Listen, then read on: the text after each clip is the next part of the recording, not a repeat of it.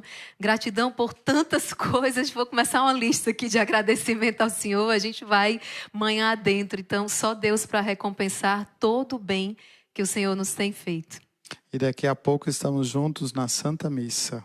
Amém. Fica o convite, então, para participarmos todos juntos, gente. Então, daqui a pouquinho, a Santa Missa presidida por Dom Devaí. Vamos dar início, então, a esse momento de pregação. Hoje nós vamos abordar algo que está muito presente nos nossos dias.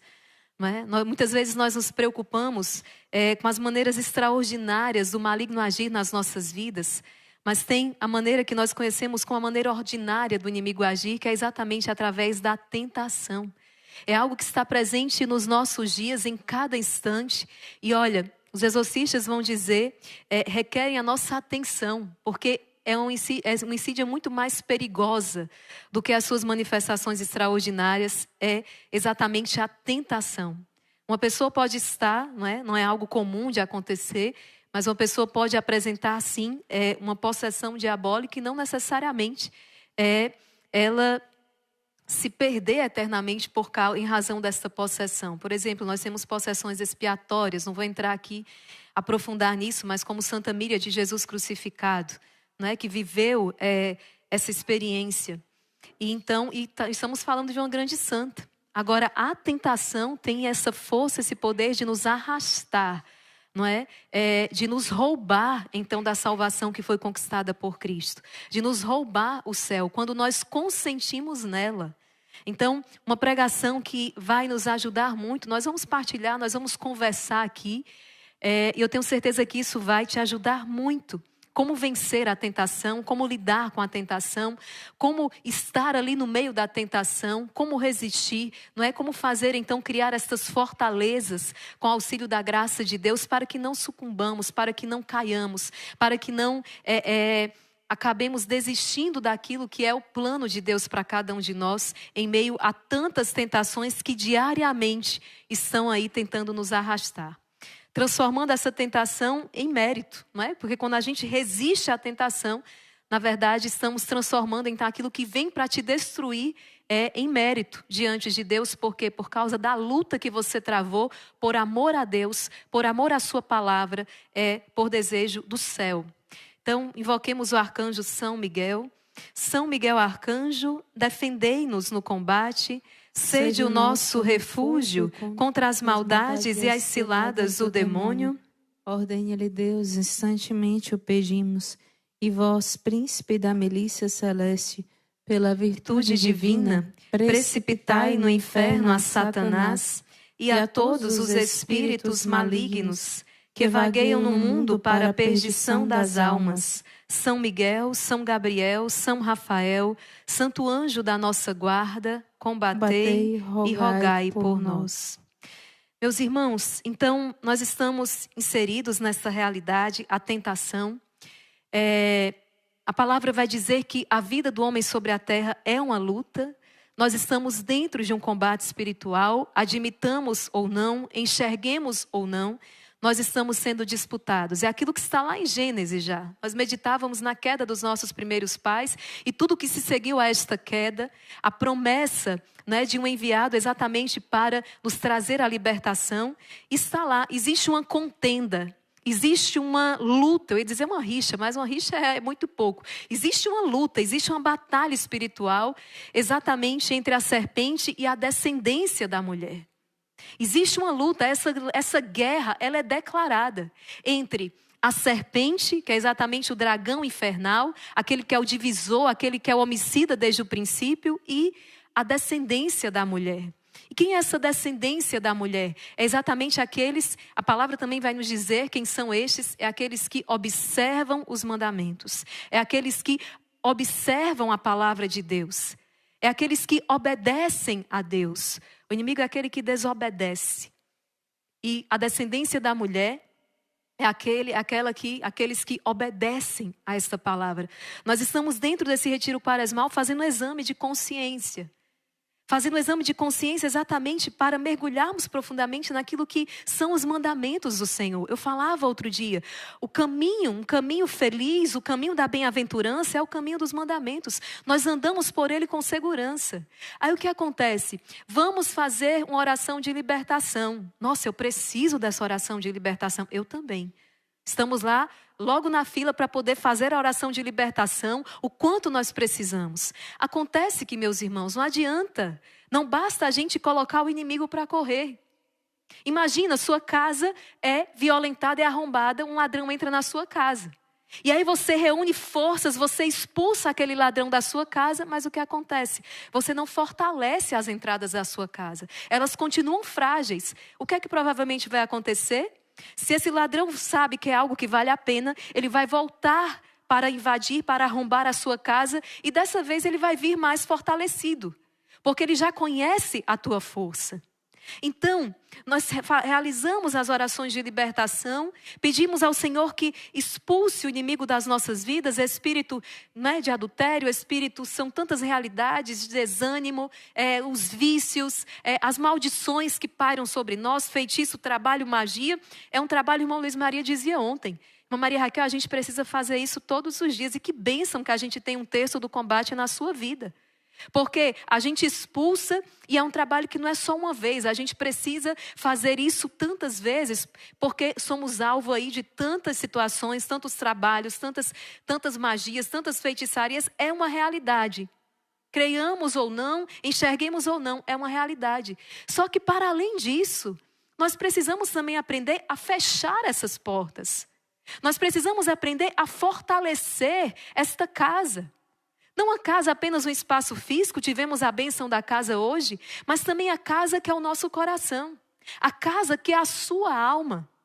Precisamos fortalecer, não é? Até quando a gente vai ficar levando esse olé do maligno, não é? Até quando a gente vai ficar caindo naquelas mesmas situações? É preciso crescer na virtude, é preciso reforçar essas brechas, é preciso tapar, é preciso fechar. E por isso a importância de conhecermos a palavra de Deus, de conhecermos os mandamentos do Senhor. Deus permite a tentação nas nossas vidas, por quê? Porque daí pode advir um bem. Entende isso aqui na sua vida, entende isso de uma vez. Deus, Ele permite determinadas coisas que para nós, no primeiro instante, é algo tão terrível. E muitas vezes ali se configura um mal em si, de fato. Mas se Ele está permitindo, é porque dali pode vir um bem muito maior. É porque dali virá um bem ainda maior. Nós precisamos aprender a confiar em Deus. Nós precisamos aprender a confiar em Deus. Outro dia eu li aqui o testemunho para vocês. O Espírito Santo me ajude, porque eu já abri vários leques aqui para não me perder hoje, porque é muita informação realmente para passar para vocês. A intenção é ajudá-los no combate espiritual no dia a dia. E eu li um testemunho de uma mãe.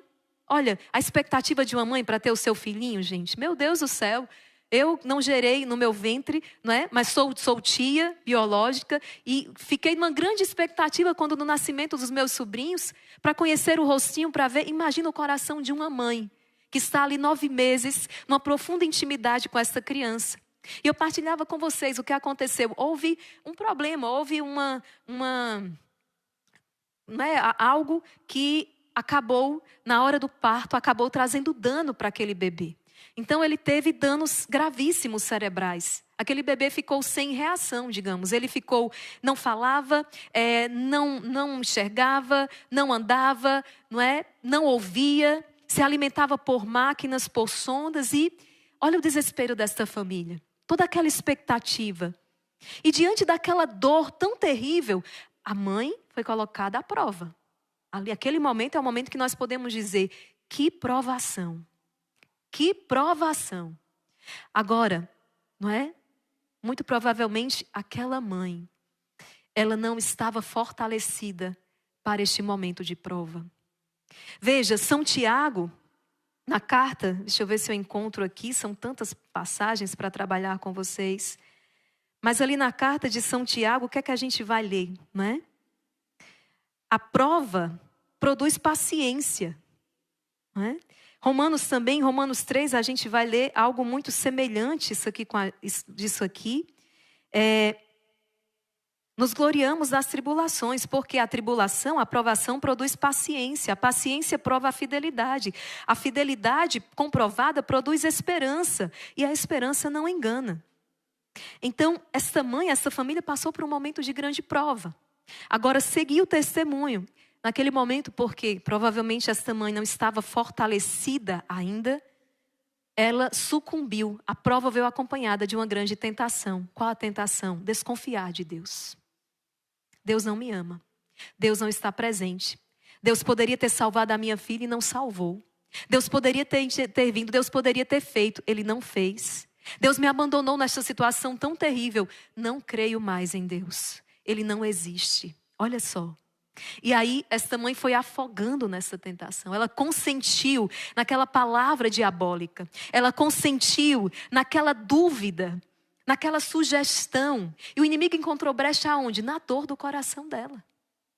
Na dor que ela estava ali decepcionada, se sentindo abandonada, o inimigo encontrou brecha naquela dor.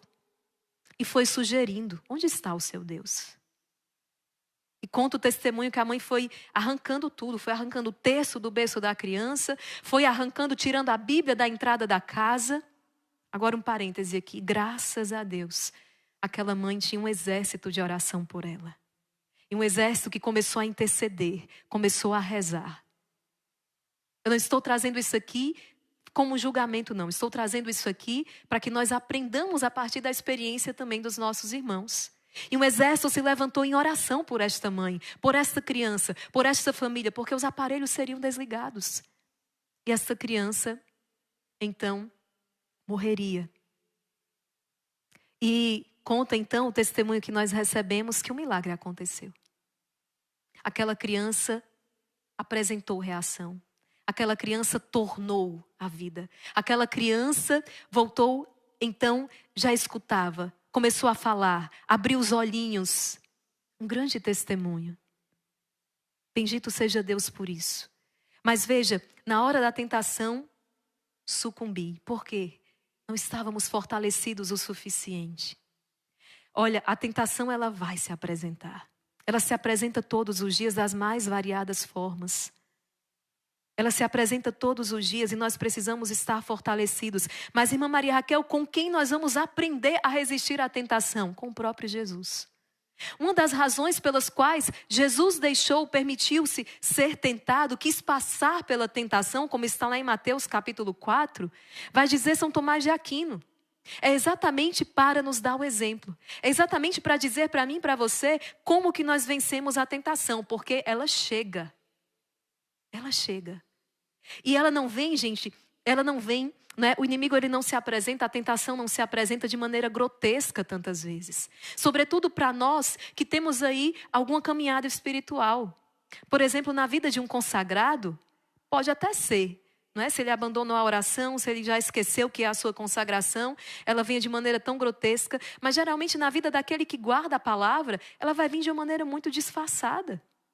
Veja como é que a tentação apresentou-se para Jesus. Jesus está jejuando há 40 dias. Cuidado, nós estamos aqui nessa batalha há 40 dias aí, acordando na madrugada, na penitência. E a palavra vai dizer que Jesus sentiu o quê? Fome. Ora, o inimigo se apresenta para ele, a tentação se apresenta como uma sugestão de maneira tão lícita. Está com fome? Transforma essas pedras em pão. Ora, Jesus já tinha multiplicado pães, Deus já tinha feito maná descer do céu para os israelitas. Jesus, está com fome?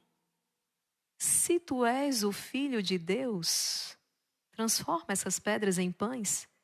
Jesus está com fome. Olha aí. O inimigo, ele conhece. Claro que se tratando de Jesus, nós não vamos dizer a fraqueza de Jesus. Mas o inimigo conhece as nossas fraquezas. Ele conhece aonde está ali a nossa dor. Ele conhece aonde está ali a nossa necessidade. Jesus é Deus, mas é também homem. E na sua humanidade, ele apresenta então a fome. Acontece que se és filho de Deus, olha como o inimigo ele se apresenta trazendo sempre um ar de dúvida. Foi assim que ele fez com Adão e Eva. É verdade que vocês não podem comer de todos os frutos do jardim?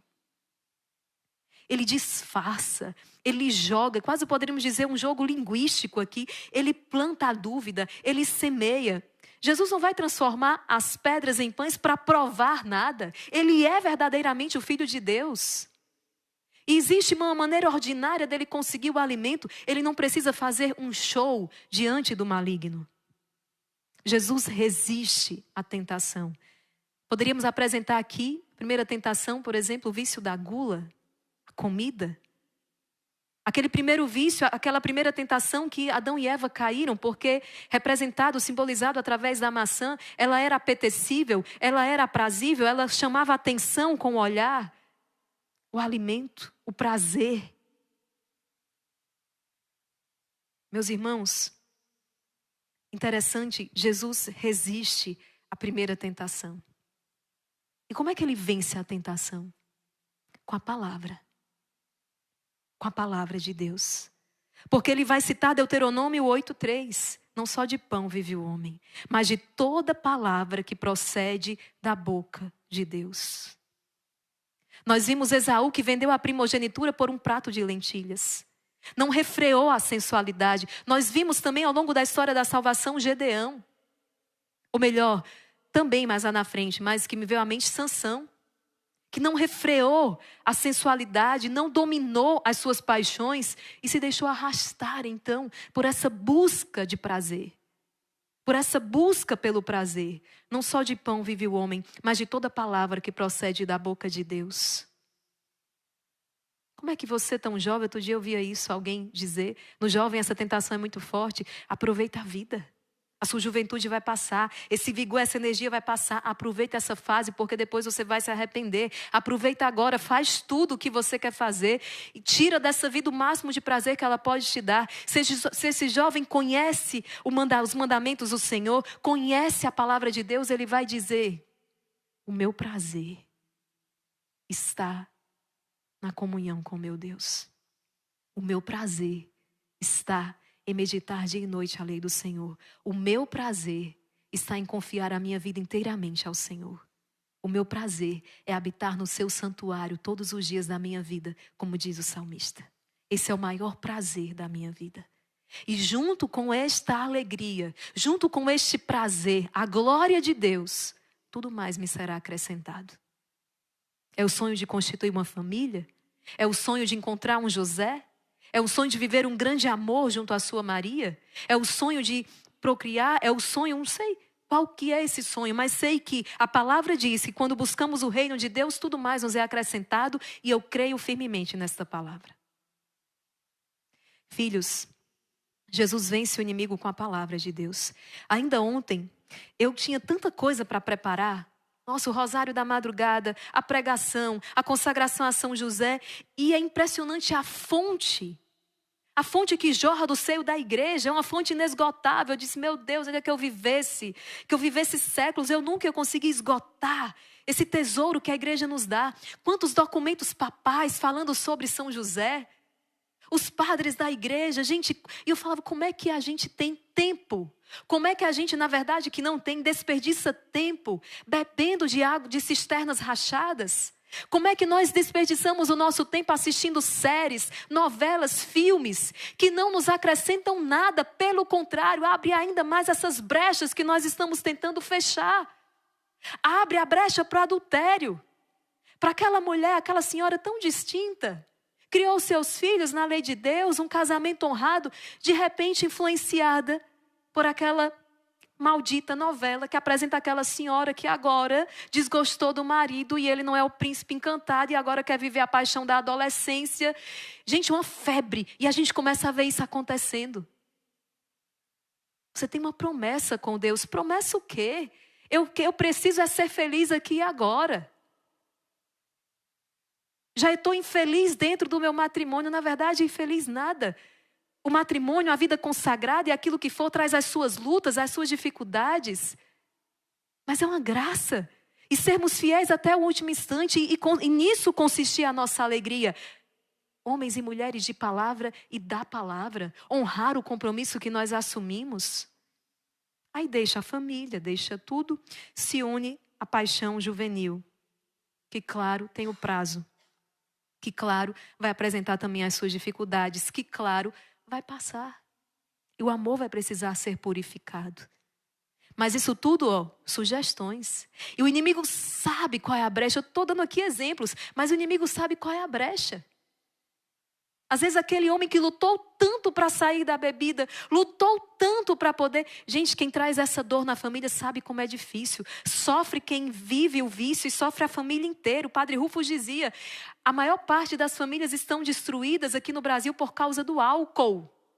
Não tem sido o adultério que mais tem destruído as famílias. Ele dizia isso há anos atrás, não sei a situação hoje, mas ele dizia, as famílias destruídas por causa do álcool. Aí você pega aquele homem que lutou tanto, porque é difícil, é fácil entrar, para sair é uma dificuldade, é um vício, torna-se uma doença. Mas ele conseguiu. Só que certo dia assistindo aquele filme, assistindo aquela novela, assistindo aquela propaganda, veio a sugestão, aquele copo.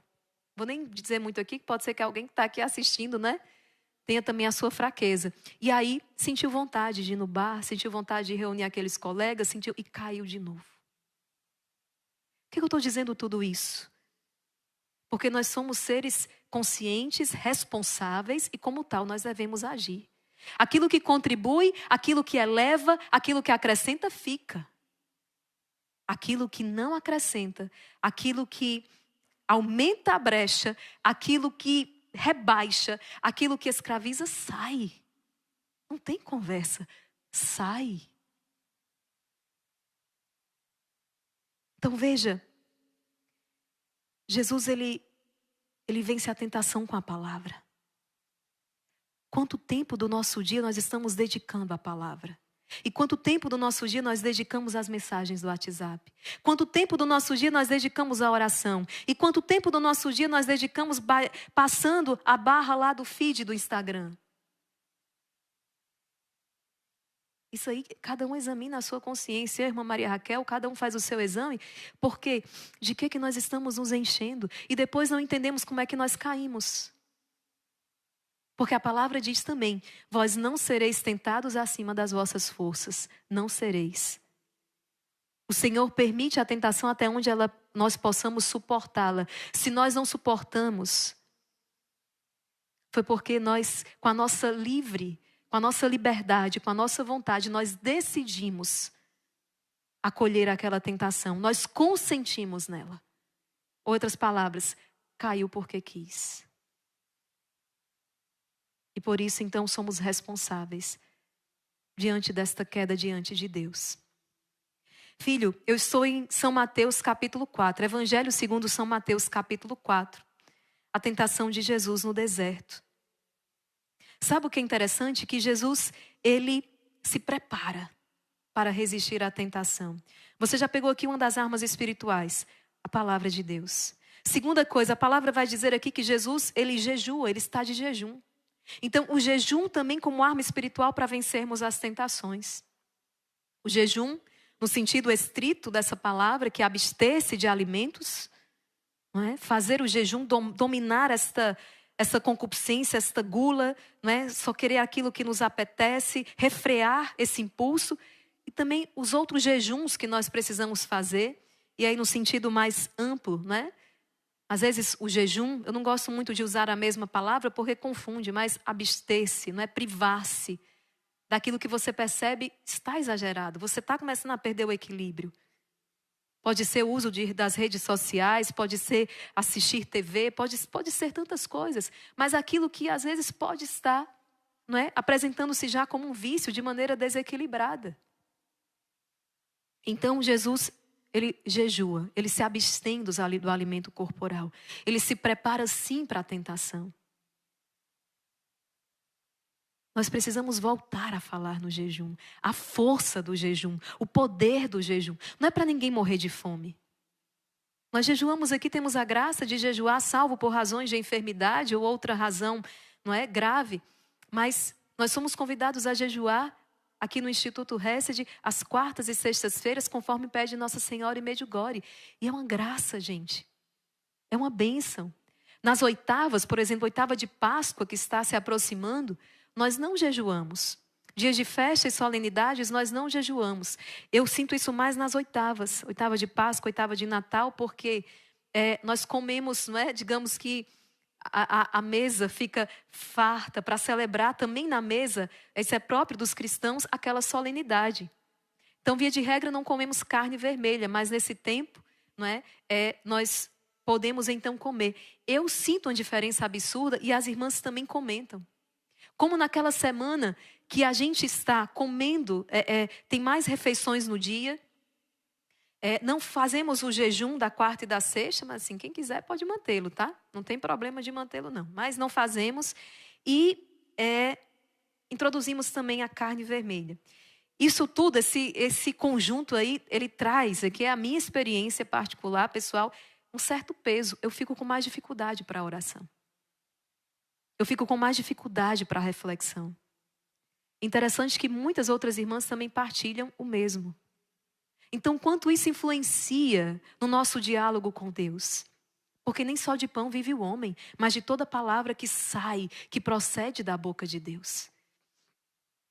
Precisamos combater a gula. O jejum é uma arma espiritual. Agora, algo que muitas vezes nos passa despercebido, porque a gente chega direto para o capítulo 4 de São Mateus. Um pouco antes, ainda no capítulo 3, o que é que a gente vê? O batismo de Jesus. Você lembra o que aconteceu no batismo de Jesus? Existe ali uma manifestação de Deus. Na verdade, nós contemplamos o quadro belíssimo da Trindade. Existe ali a voz do Pai que se faz ouvir sobre o Filho. O que é que essa voz diz? Quando Jesus é batizado por João: eis meu filho muito amado, em quem ponho a minha afeição. Tu és o meu filho muito amado. Porque daqui a pouco o inimigo vai estar colocando em dúvida se és filho de Deus, se és não. Eu sou o filho do Pai. Eu sou um filho muito amado. Naquela hora em que aquela criança apresentou as dificuldades, já não tinha reação nenhuma. Naquela hora que o meu filho foi morto dentro daquela escola.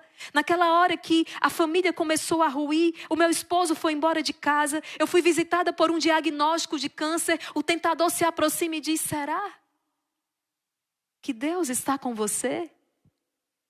Se és filho de Deus, então explique agora essa situação aí, essa injustiça. É justo que isso aconteça com você? Você que está no rosário da madrugada, você que serve na igreja, onde está o teu Deus?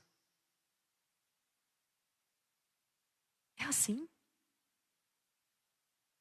Mas Jesus, ele entra na tentação com a identidade muito bem definida, ele sabe quem ele é. Eu sou o filho de Deus, eu sou um filho muito amado. Eu e você precisamos entrar na tentação consciente de quem nós somos. Caso contrário, nós vamos sucumbir dentro dela.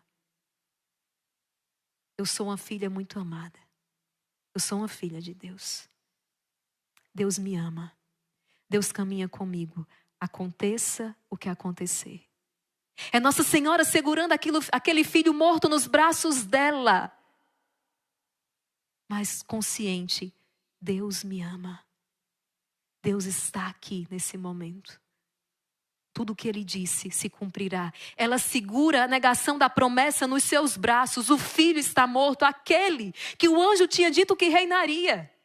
Ele está morto nos braços dela, mas existe uma promessa de Deus. Ela diz: eu continuo acreditando em Deus, ainda que eu segure o meu filho morto nos braços. Uma mãe que segura um filho morto nos braços, talvez não exista, eu acredito, numa dor maior do que essa. Mas essa mãe pode olhar para esse filho e dizer: eu sei que ele ressuscitará. Eu sei que ele é destinado à vida eterna. Eu sei que a morte não tem a palavra final na vida do meu filho. E eu sei que Deus me sustentará. Que Deus me sustentará no meio desse deserto, dessa saudade que eu sinto. Deus é o meu sustento. Caso contrário, se eu não estou fortalecida para esse momento, se eu não sei quem eu sou, pode acontecer comigo o que aconteceu com aquela mãe. Deus, você não existe. Não me fale de Deus. Eu não quero mais nenhum sinal religioso dentro da minha casa. A dor cegou. A dor cega. Por isso Deus te traz aqui no rosário da madrugada. para te fortalecer, para que você possa sair vitorioso, vitoriosa de todas as suas lutas e todas as suas batalhas, consciente de quem você é.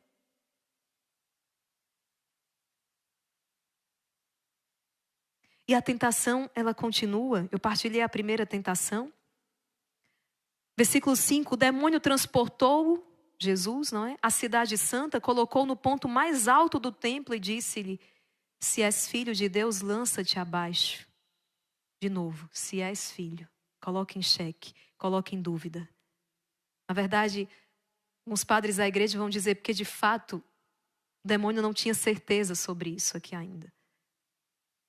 Não imaginavam que, sendo Deus, ele poderia se submeter então a algo como, por exemplo, esta fome corporal. Se és filho de Deus, lança-te abaixo. Pois está escrito, ele deu a seus anjos ordens a teu respeito. Eles te protegerão com as mãos, com cuidado, para não machucares o teu pé em alguma pedra. Mas Jesus lhes disse, também está escrito, não tentarás o Senhor teu Deus. Jesus mais uma vez se recusa a fazer show. Jesus é tentado aqui, na soberba, a envaidecer-se. Se tu és o filho de Deus, faz o teu espetáculo. Jesus pisa a soberba, a vanglória. O demônio transportou uma vez mais a um monte muito alto. Ele mostrou todos os reinos do mundo e a sua glória e disse-lhe, eu te darei tudo isso, se prostrando-te diante de mim me adorares. Porque na verdade era isso que o inimigo queria desde o princípio. Quando nós pecamos, nós exatamente estamos rompendo com Deus. Se estivermos diante de um pecado mortal, nós rompemos com Deus. Estamos seguindo exatamente a sugestão de Baal. Estamos seguindo exatamente o inimigo. Era isso que ele queria desde o princípio. Como o Senhor resistiu, agora ele mostra o que ele quer. Ele quer a adoração, ele quer ser adorado no lugar de Deus. Mas Jesus lhe responde, para trás, Satanás. Porque está escrito, adorarás o Senhor teu Deus e só a Ele servirás. O pecado da idolatria. O centro do nosso coração tem lugar, um único espaço. E só Deus pode ocupar esse lugar. O centro do nosso coração, das nossas vidas. Ninguém é digno de sentar no trono do teu coração. Nem o teu filho. No trono do coração daquela mãe estava aquela filha. Se no trono do coração daquela mãe estivesse o Senhor, ela não tinha caído na blasfêmia. Ninguém é digno de sentar no trono do teu coração, nem o teu cônjuge, por melhor que ele seja. Um grande José na tua vida, nem a tua Maria, ninguém tem dignidade para sentar no trono do teu coração. É um lugar reservado unicamente para Deus. O trabalho não pode estar no trono do teu coração. Está aí o terceiro mandamento, guardar os domingos, os dias de festa. Em quantos tronos está sentado o cifrão, o dinheiro? Trabalha-se não por uma necessidade real, como está previsto no catecismo, ou por um serviço necessário, urgente. Farmácia, hospital, bombeiros. Não. Mas como eu falava outro dia, se tem 1 bilhão na conta, claro, é um exemplo, mas porque eu quero 2 bilhões. Eu ganho os meus 2 mil, 5 mil, mas eu quero 10, eu quero 15, eu quero 20. E nós precisamos, diante de Deus, discernir. Quem que está aqui no trono do meu coração? É o sexo? Quantas pessoas hoje que estão de costas para a Eucaristia? Porque parece um absurdo muito grande que elas vivam a continência. Nós, irmãos e irmãs, temos um chamado, uma vocação, claro. Mas nós também somos um sinal para vocês daquilo que se dará no final, essa união de Deus com a humanidade. Nós vivemos e guardamos essa castidade perfeita por causa do reino dos céus. É a nossa vocação, nosso estado de vida. Mas espera aí. Quantas pessoas casadas que vivem no adultério porque minha esposa não é suficiente para me satisfazer. Sem vergonha. Ou está diante de uma situação irregular. Diante de uma situação irregular, o que é que nós temos que fazer? Primeiro, sem mim nada podeis fazer, pedir a graça a Deus. É preciso conversar, é preciso rezar. E o que é ideal que se faça? Que esperemos no Senhor. Esperemos em pecado mortal? Não. Esperemos na graça de Deus. Situação irregular. Vamos conversar, vamos rezar, vamos procurar o sacerdote que busca, que vive a palavra do Senhor. Vamos nos orientar. Por que não? Vivermos a continência, vivermos como irmãos, enquanto estamos dentro deste tempo, até que o Senhor nos dê uma luz, que o Senhor nos ajude a regularizar esta situação. Não posso ser escravo do sexo. Eu sou livre, eu sou filho de Deus. Eu não vou deixar a Eucaristia por causa de bagatelas. Eu não vou deixar a Eucaristia porque aquele que comunga o corpo e o sangue do Senhor, esse tem a vida dentro de si. Esse ressuscitará no último dia. Ei, eu quero viver, eu quero ressuscitar no último dia. Eu não posso deixar a Eucaristia. E não adianta se aproximar da Eucaristia de qualquer jeito. Porque aí eu estou comungando a minha própria condenação. Eu preciso observar os mandamentos. Quem está dizendo a irmã Maria Raquel, o Instituto Hesed? Não. Dê o catecismo da Igreja Católica. Dê aquilo que é ensinamento da igreja. A nossa fé não é uma fé que vive de achismos. Eu acho, eu não acho. Fulano opina, fulano desopina. Não. Graças a Deus nós temos um caminho muito seguro. Existe um investimento pesado para nos confundir doutrinariamente. É verdade. Existe um investimento pesado por parte do diabo para trazer confusão para dentro da igreja. Mas a doutrina ela é tão clara. Se pesquisarmos nas fontes, nós encontraremos a verdade, sem mistura de erro. Sem mistura de erro. Essas novidades que se apresentam de vez em quando, tudo passa. Mas a verdadeira doutrina, ela permanece. Essas ondas, essas tentações vêm e voltam, faz parte da confusão que o inimigo quer trazer, mas a verdadeira doutrina, ela permanece incólume. Ela não muda. 2000 anos se passou, ela permanece. Então veja, filho. Essa passagem vai terminar com o seguinte. Em seguida o demônio deixou. Oba, o demônio foi embora, ele desistiu, vencemos! Mas, na outra passagem vai dizer, ele voltará em outro momento oportuno. Ele deixou Jesus por um espaço de tempo. Mas ele vai voltar no momento oportuno. Ele vai voltar. E agora, nós estamos aqui diante da pior tentação. Ele voltou. E ele volta na paixão do Senhor. E aqui eu já adentro na meditação do livro. Eu tinha tantas outras coisas para partilhar com vocês. O tempo não é o nosso aliado. Capítulo 30. Eu considero assim a pior das tentações. É exatamente quando a dor visita aqui. Quando alguém lhe faz mal, sabe? Estamos aqui dentro da paixão de Jesus. Qual é o cenário? Jesus foi abandonado pelos seus apóstolos. Um homem abandonado. Jesus foi traído por Judas.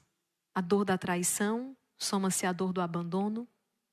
Jesus é negado por Pedro, aquele que constitui o príncipe dos apóstolos. A dor do abandono, a dor da traição, soma-se à dor da negação de Pedro. Jesus é blasfemado, é ridicularizado, é esbofeteado, é violentado fisicamente. Toda aquela dor moral, toda aquela dor da alma junta-se agora à dor física. E Jesus é o homem das dores. Qual a maior tentação nesta hora? Além do desânimo, no horto ele vai dizer, a minha alma está triste até a morte. O desânimo é uma das piores tentações, porque as outras a gente consegue verificar que é uma tentação. Sendo tentado ali, não é? A cair no vício, no pecado da luxúria, da gula, mas o desânimo muitas vezes a gente não consegue perceber que estamos dentro de uma tentação contra a confiança, contra a esperança, contra a fé. Nós não conseguimos nos dar conta. A minha alma está triste até a morte. Mas soma-se a essa tentação uma outra, que é exatamente guardar raiva, guardar rancor daqueles que estão sendo instrumentos de suplício para ele. Desça da cruz, se tu és filho de Deus. Coroam Jesus com a coroa de espinhos, batem nele, colocam um manto púrpura para zombar dele. Qual a tentação aqui? Odiar. A tentação aqui é odiar. Ressentimento, mágoa. E aqui, gente, é muito difícil. É muito difícil. Se Deus não concede a sua graça, a gente não consegue. É a pessoa lhe ferindo e você perdoando. É a pessoa lhe machucando e você perdoando. Porque muito pior do que o mal que ela está lhe infligindo, muito pior do que estar crucificado numa cruz, é quando você deixou que esse machucado entrasse no teu coração. Quando você deixou que Satanás te dominasse através da mágoa, do ressentimento, do ódio. Nós somos chamados a perdoar. Por isso, Pai Nosso. Pai Nosso é a oração perfeita. Nós pedimos tudo, livrai-nos do mal da tentação e dizemos perdoai-nos como nós perdoamos aqueles que nos ofenderam. E nisso o livro hoje nos traz uma meditação muito profunda. O seu livro do Retiro Quaresmal. Este livro aqui, Transformando Dor em Amor. Eu nem sei se ainda tem mais algum exemplar dele, mas se tiver, você que ainda não adquiriu, corre e compra o seu. Porque que livro especial para a gente levar para a vida. Eu estou aqui na página 234 deste livro. Você encontra lá na Livraria Imaculada, se ainda tiver algum. O que é que ele traz? Efésios 4:26. Não se ponha o sol sobre o vosso ressentimento. Não vai dormir com este coração pesado. E aqui, gente, é muita reza, como se diz aqui no Ceará. É muita oração. Tem vezes que a gente não dá conta só. Que a gente precisa pedir a ajuda dos irmãos para rezarem por nós. De tanta perseguição, de tantas injúrias, de tantas calúnias, de tantas coisas. A gente, às vezes, não dá conta, não. A gente precisa que os irmãos rezem por nós. Olha, reza por mim, porque que tentação. Porque o pior não é, eu repito, aquilo que fazem, não é? Não é a violência, olha uma coisa terrível, terrível, meu Deus do céu.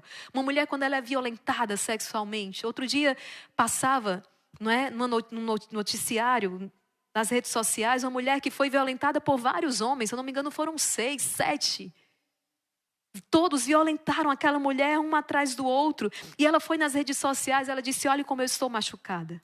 O rosto dela desfigurado, mas ela disse, o pior não é o meu rosto, o pior não é o meu corpo. O pior é uma dor que vocês não conseguem enxergar. É aquela dor da alma. Diante de uma situação tão triste como essa. Os responsáveis devem ser responsabilizados, devem arcar com aquilo que fizeram, devem sim. A gente não é sobre isso que nós estamos falando. Eu estou olhando para aquela vítima da situação. Eu estou olhando para ela que está machucada. O pior mal é se ela deixa que o ódio entre no coração dela. Que eles devem responder, que eles devem, não é? Não é, isso aqui é indiscutível. Mas eu estou olhando para a vítima. Eu estou olhando para ela. Eu não estou olhando para aqueles que fizeram. Eu estou olhando para ela. E eu estou dizendo, o pior mal é se ela deixa que o ódio entre no coração dela. Vingança. Aí a gente começa aqui, vão para o inferno. Começa a amaldiçoar. Lembra? O segundo mandamento da lei de Deus, não praguejar. E a gente cai no pecado grave. E a gente fica ali com a vida paralisada, amarrada por Satanás. Não pela violência sofrida, mas porque aquilo entrou no meu coração. E agora eu odeio. E quando nós não amamos, nós passamos a odiar. Nós nos tornamos semelhante à serpente infernal. E é aqui que o inimigo ganha. É aqui que ele vence.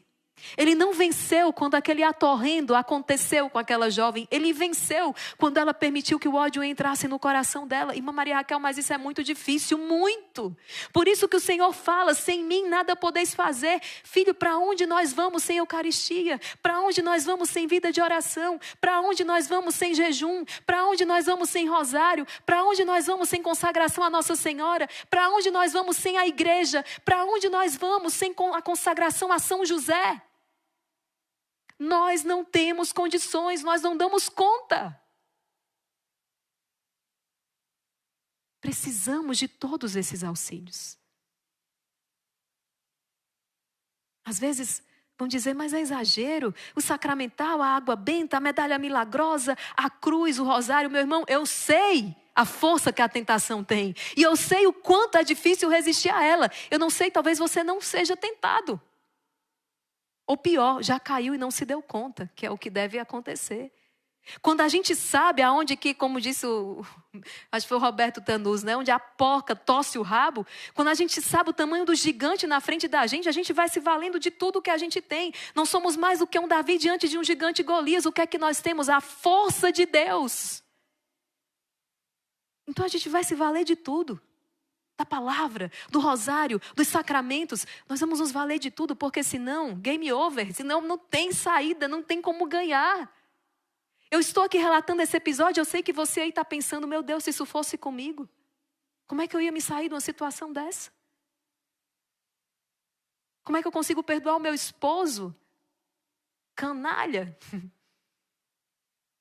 Que me trai toda hora, todo dia. Como é que eu faço? Sou ferida toda hora, como é que eu perdoo isso? Como é que eu lido com isso? Como é que eu vivo isso?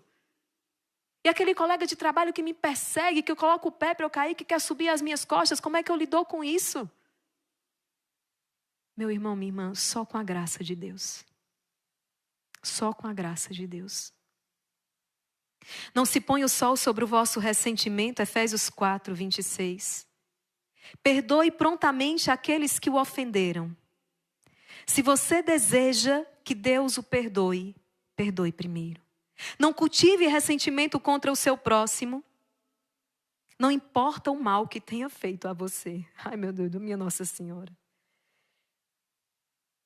Não importa o mal que tenham feito a você. Perdoe. Em vez disso, siga o exemplo de Jesus. Perdoe de todo o coração e ore por eles. Pai, perdoe-lhes. Eles não sabem o que fazem. Jesus não esperou neles se arrependerem. Jesus perdoou, foi logo.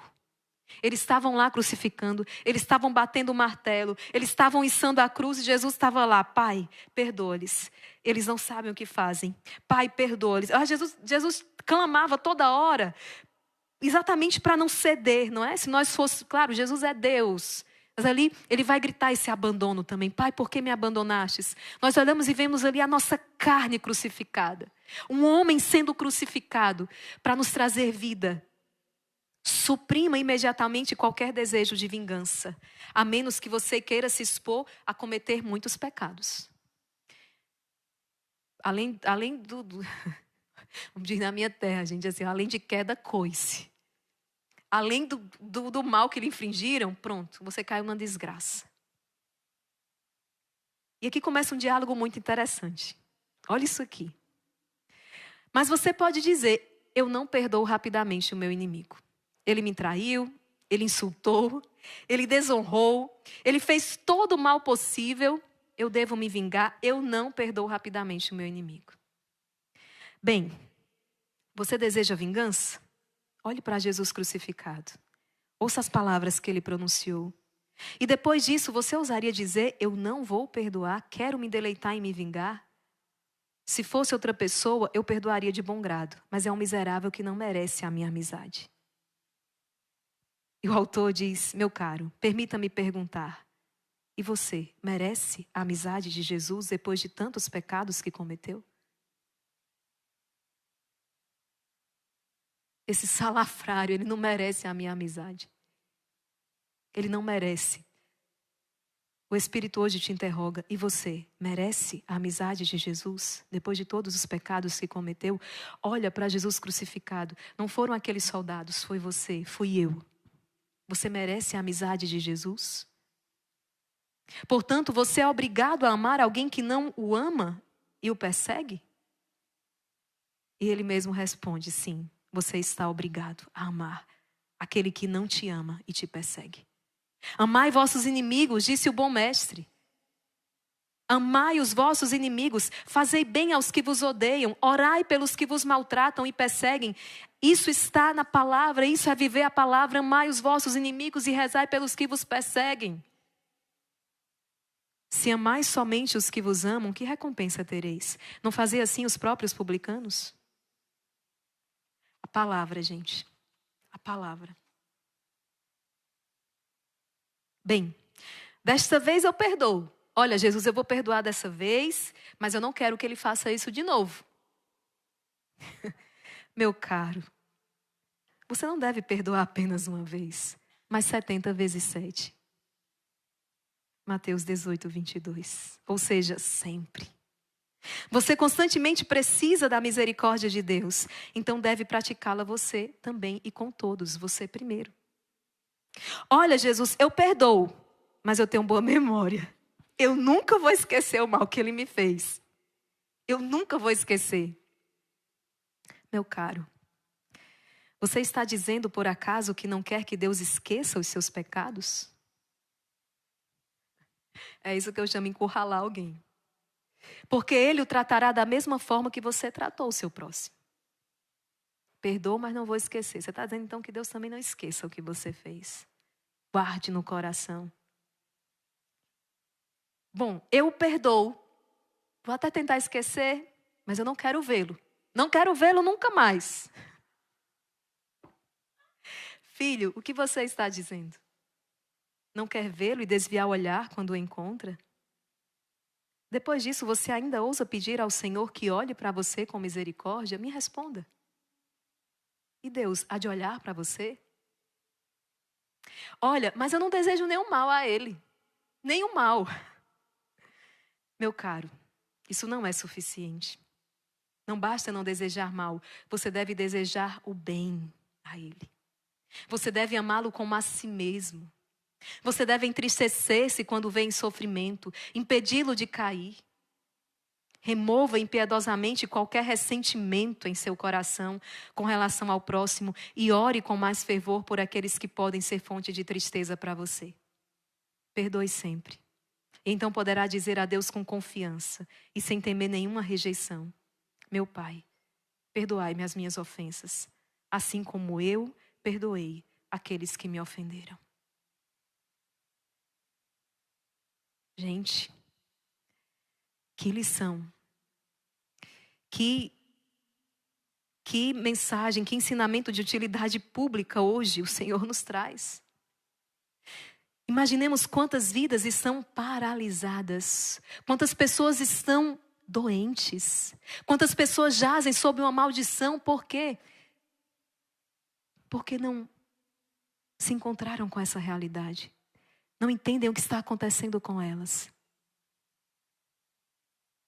E está acontecendo porque cederam à tentação de não perdoar, de odiar. Eu queria que você fizesse essa oração comigo. Repita comigo esta oração. Está na página 236. Senhor Jesus. Senhor Jesus. Como é difícil perdoar. Como é difícil perdoar. Porque me falta humildade. Porque me falta humildade. Me falta caridade. Me falta caridade. Para reconhecer. Para reconhecer. Que o sol nasce para todos. Que o sol nasce para todos. Vós me conheceis. Vós me conheceis. Cada uma das minhas misérias. Cada uma das minhas misérias. E mesmo assim. E mesmo assim. Me perdoais. Me perdoais. É deste amor que eu preciso. É deste amor que eu preciso. E pelo qual eu anseio. E pelo qual eu anseio. Preenchei meu coração. Preenchei meu coração. E fazei em mim. E fazei em mim aquilo que eu não consigo. Aquilo que eu não consigo. Ajudai-me a tomar a decisão. Ajudai-me a tomar a decisão de perdoar. De perdoar quem me feriu. Quem me feriu. Meu Senhor. Meu Senhor. Pois só assim eu serei livre. Pois só assim eu serei livre. Ama-me na hora em que eu menos mereço. Eu acho que quando alguém vai se dar em casamento e promete amor, eu acho que um dos pedidos que um cônjuge deveria fazer ao outro é exatamente esse. Ame-me na hora que eu menos merecer. É fácil amar-me na hora em que eu merecer este amor. Na hora em que eu supro as tuas necessidades. Na hora em que eu sou bom para você. Mas vamos prometer aqui diante do Senhor amar um ao outro na hora em que nós menos merecermos este amor. Amor. Nos votos que fazemos ao Senhor, é isso também que dizemos ao Senhor: Senhor Deus, me ame na hora em que eu menos merecer. Na hora em que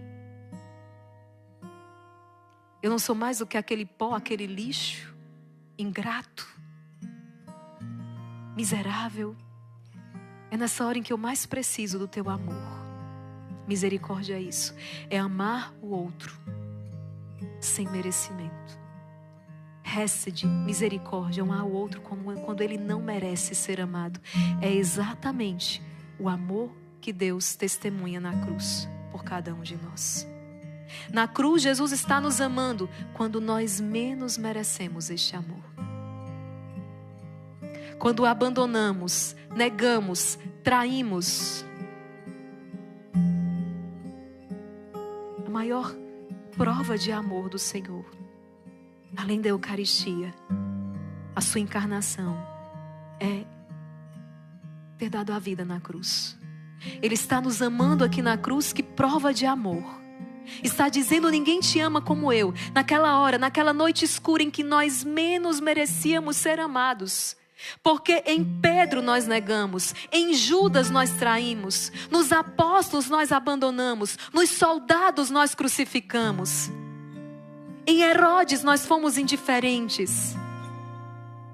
Mas Ele está dizendo para mim e para você: olhe para a cruz. Foi por ti, foi porque eu te amo. Filho, tudo que nós meditamos, partilhamos aqui é sobrenatural. Por isso que eu e você nós somos chamados à oração.